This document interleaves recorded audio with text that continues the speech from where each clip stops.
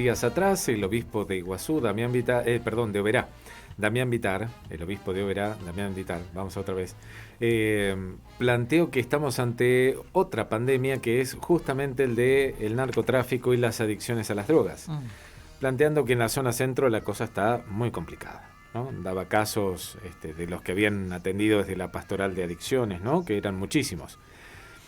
Ayer hablábamos con la gente de El Dorado, del Cedronar en El Dorado, que nos contaban esta experiencia de la escuelita de básquet, pero que la pedra estaba causando estragos, sobre todo en niños desde los 8 años, ¿no? Que ese era lo que nos planteaban como la preocupación mayor, que cada vez era menor la edad en la cual los chicos iniciaban con el consumo de drogas, con sus adicciones.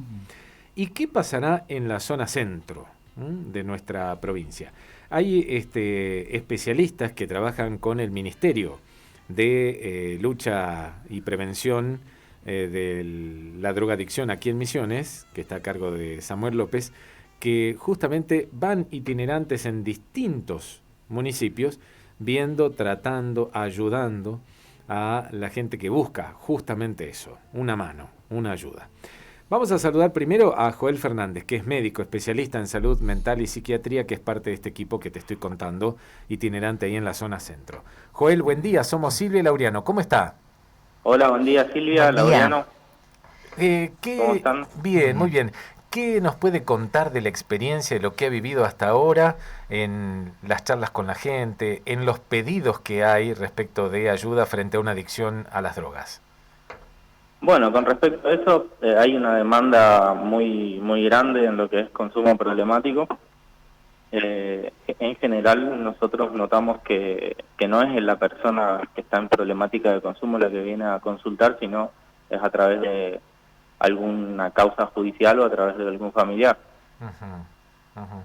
Y en ese caso, ¿cuál es la principal adicción? ¿Alcohol, marihuana, cocaína, pedra? ¿Qué es lo que aparece?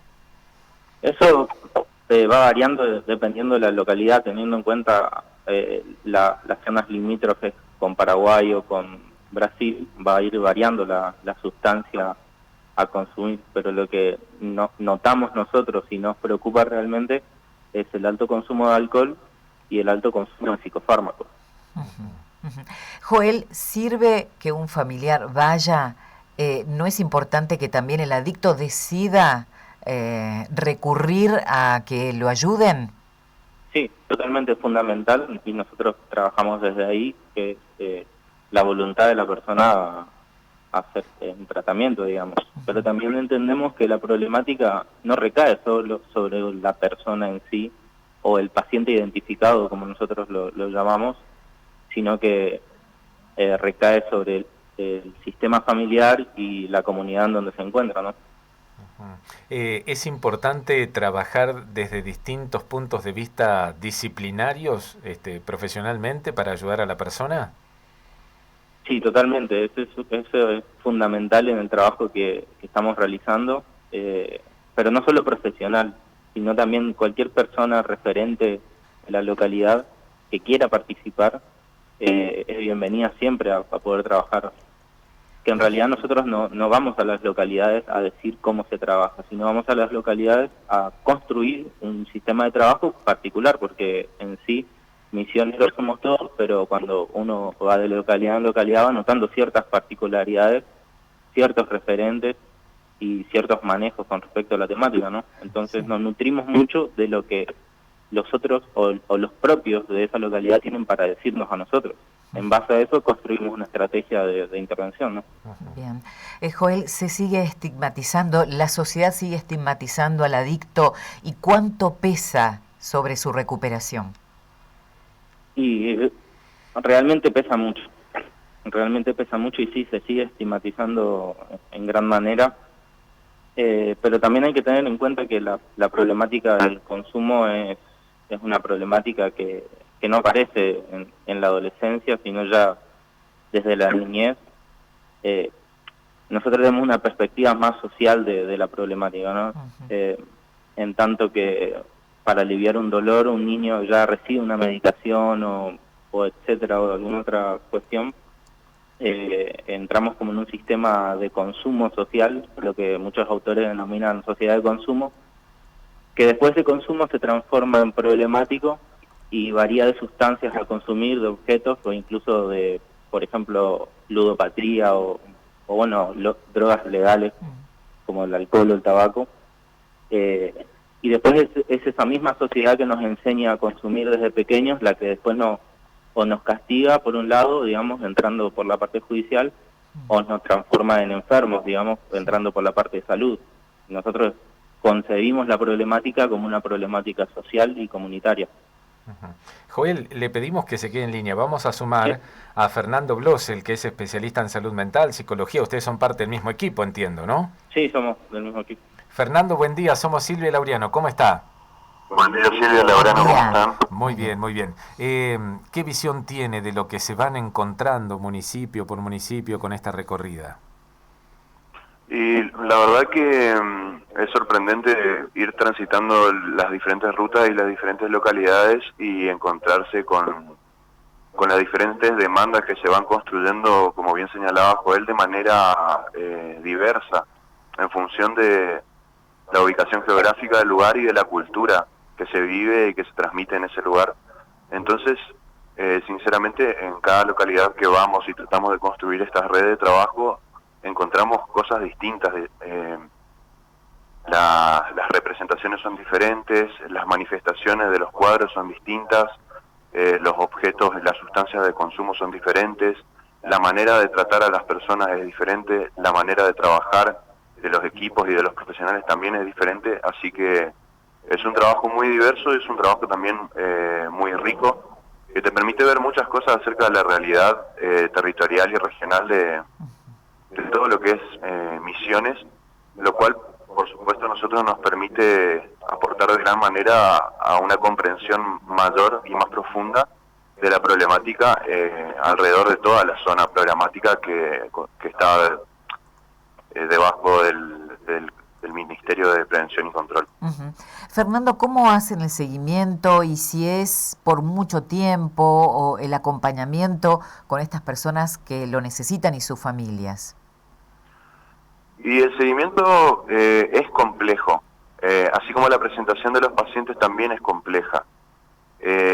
Así como decía hace un rato, creemos, junto con Joel y con el resto de los equipos que trabajamos, que es esa complejidad de la que hay que aprender y también aprender a usarla, aprender a construir herramientas en esa complejidad, porque precisamente al encontrarse las demandas tan diversas, nosotros le llamamos demandas indirectas o demandas escondidas, porque como bien señalaban también ustedes, a veces es un familiar el que se acerca, a veces es un vecino, a veces viene con la policía, a veces viene por el juzgado, a veces viene con un trabajador social, a veces todos esos dispositivos combinados recaen sobre una sola persona que nosotros llamamos el paciente identificado, como marcaba Joel, y a veces el seguimiento es muy difícil de hacer. ¿Por qué? Por cuestiones de estructura propia de la comunidad, de estructura propia social también, y de los dispositivos de trabajo que cuente una comunidad entre sus herramientas.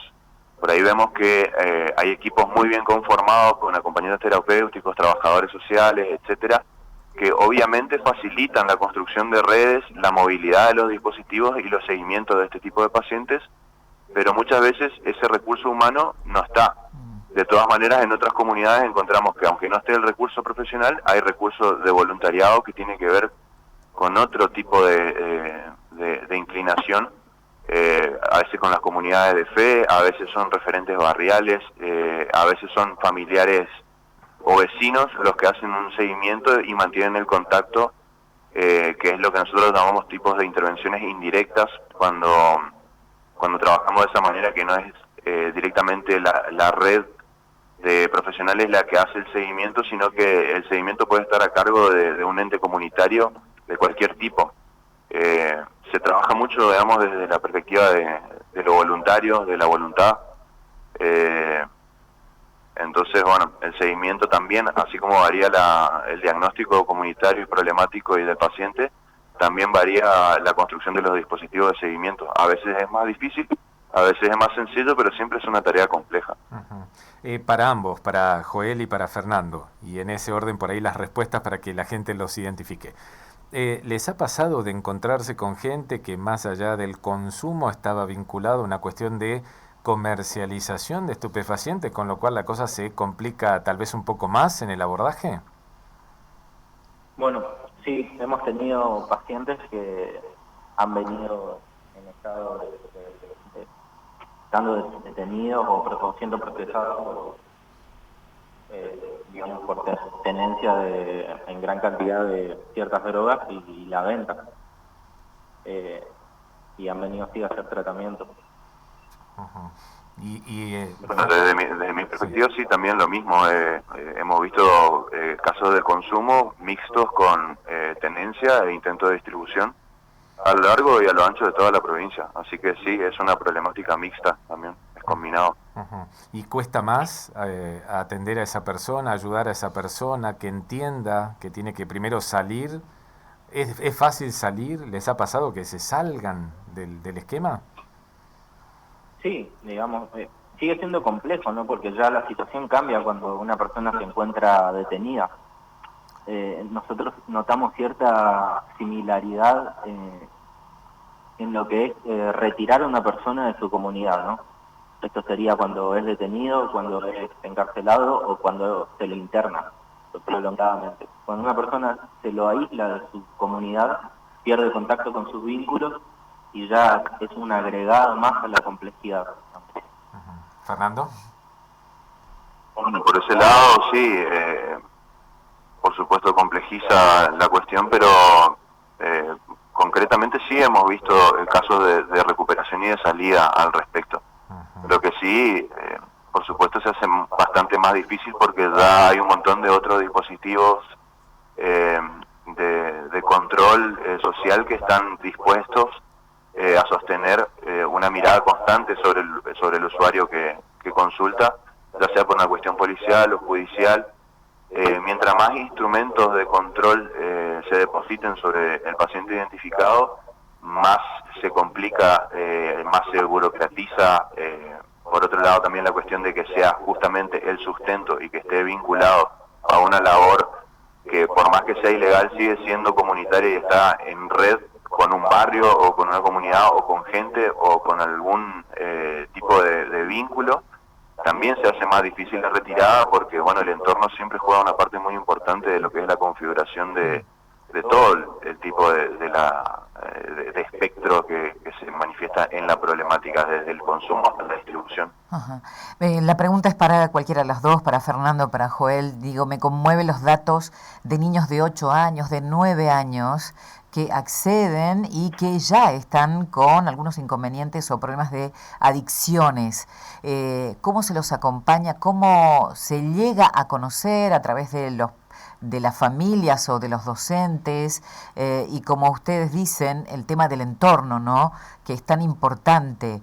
Me gustaría conocer un poco más.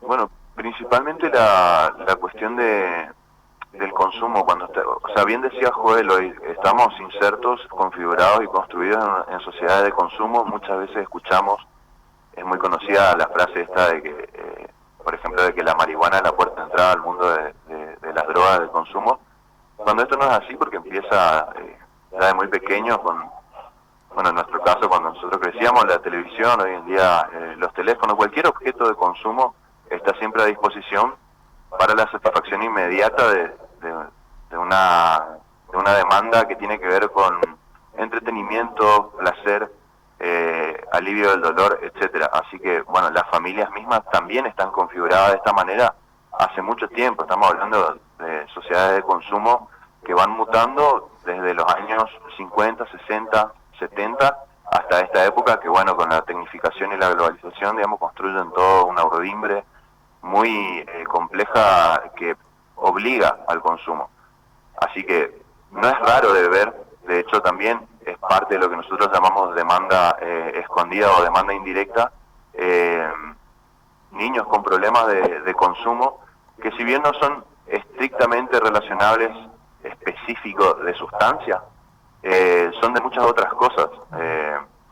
padres vienen a consultar por un montón de cuestiones que tienen que ver con los chicos, hacen un contacto también, es indirecto porque vienen a consultar por los chicos y nos vienen a consultar por todo tipo de cosas, por el consumo del teléfono, por el consumo de internet, por el consumo de comida, que también lo hemos visto mucho.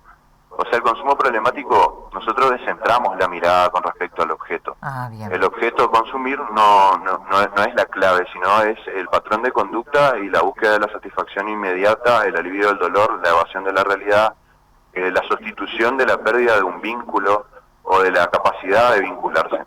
Nosotros vemos que el objeto viene a suplir una falta de vínculo, una falta en la vinculación, una falta en la socialización que se va construyendo ya desde muy temprano. La última, ¿coinciden con el diagnóstico que hizo el obispo Vitar de Oberá de que estamos ante una nueva, él usó la figura de la pandemia, ¿no? Con el tema de drogadicción, narcotráfico y sobre todo en la zona centro, ¿cuáles son los municipios más complicados en materia de casos que han detectado? Sí, la verdad que no puedo escuchar lo que relató, lo que comentó el obispo con respecto al consumo, digamos, pero entiendo que fue como que estamos ante una nueva pandemia, ¿no? Quizás esté acertado porque han aumentado los casos y bueno, la situación de pandemia ha llevado a vivir gran monto de angustia a las personas y bueno, una salida, digamos, rápida ante esas situaciones evadirse de la realidad a través de alguna sustancia o algún consumo, ¿no? Así que claramente eso podría haber llevado a un aumento a las consultas. También que se disminuyan las restricciones a la circulación hace que los pacientes puedan volver o empezar a hacer tratamiento, lo que también impacta en las estadísticas, ¿no? Sí, por ahí yo pienso que alrededor de toda la cuestión de la construcción de los dispositivos y de todo el fenómeno social que nosotros llamamos pandemia, por ahí lo que generó fue un cierto disparador en cosas que ya estaban.